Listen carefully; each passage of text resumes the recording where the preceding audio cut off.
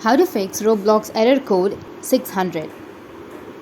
So if you want to fix the Roblox error code 600, which is this account is prohibited from accessing this experience problem, then what you need to do is first let's check what that means. So Roblox error code 600 means that your account has been banned from accessing the game. So in order to fix this problem, what you can do is open up your browser, any browser that you're comfortable with, and from your browser you can go with search. Under search you can search for Roblox Support, and here go with www.roblox.com under Roblox Support, and it will take you to the contact us section, right?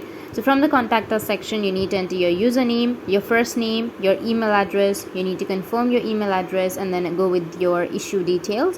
What device are you having the problem on? So you need to enter the type of device, like for example PC, Mac, Chromebook, iPhone, iPad, Android, and the type of health category that you want, and describe your issue.